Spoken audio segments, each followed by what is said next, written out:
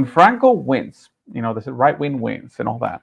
One of the first things he started doing is trying to look for reconciliation, because Franco understood. Franco was a devout Catholic. Franco understood that we're all brothers and sisters. We can have disagreements, and they can be wrong, or we can be wrong, but at the end of the day, we're all Spanish, and most importantly, we're all Catholics. So he found in this mountain outside of Madrid area, about 40 minutes outside of Madrid, in the Sierra, this mountain range, the perfect place, and he built a basilica. Well, actually was a graveyard, and they turned into a monastery and a basilica nowadays. So the idea was, we're gonna bury both sides. Imagine Confederates and Northerners, in one place.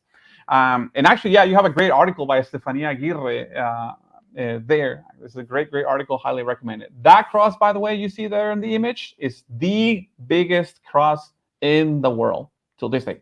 And that was done by the Franco government. And everybody is buried there from both sides.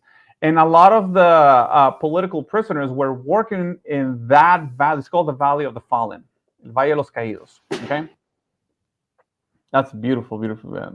I think Estefania took those pictures. I'm not sure though, but this is just beautiful. This is one of the promotional videos for the boys' choir. Oh yeah. So this shows some great aerial footage of the. Let me make this bigger. Let's see here. So here's a great aerial footage of the monument built by Franco. Yeah. Please continue. So the both sides of the aisle, they're buried there in representation of, we're brothers and sisters, and Christ is what unites us. The war is over, but our brotherhood has never stopped being there. So Franco's buried there. Actually, was buried there behind an altar. Franco did not request to be buried there, by the way. That's what the church actually did for him. So when they buried him there by the altar, the monastery, everything supposedly was done. Spain actually, had prosperity at that time. Obviously, it wasn't perfect, but it was like the 9th most important industrial economy in the world at that time. Now it's far from that. So when the leftists took over again, especially in the last 10, 15 years, with Zapatero beginning with being the prime minister, which is a staunch socialist, he tried to push this agenda to desecrate the valley, the cemetery, the Valley of the Fallen, and he trying to just dig the bodies up, and Professor Bárcena, which is a very well-known professor in the Spanish world. He's been in the movie Garabandal, and he's an academic Spanish intellectual, arguably one of the most important and popular professors in the Hispanidad world, assures that it was part of the Masonic ritual. And he probably has good, evidence for it. I don't know for sure, but I won't put it, I wouldn't doubt it. So the idea is Zapatero. The exhuming of Franco was was a Masonic ritual, according to this professor.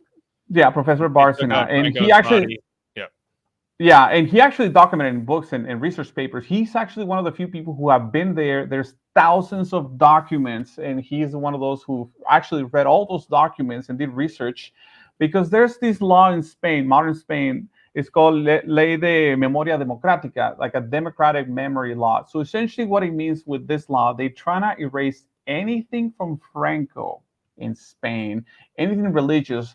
The valley wants to be turned, well, according to leftists, they want to turn it into just a public place, and they want to exhume all the bodies from the people buried there, and even punish anybody who speaks friendly of Franco to this day.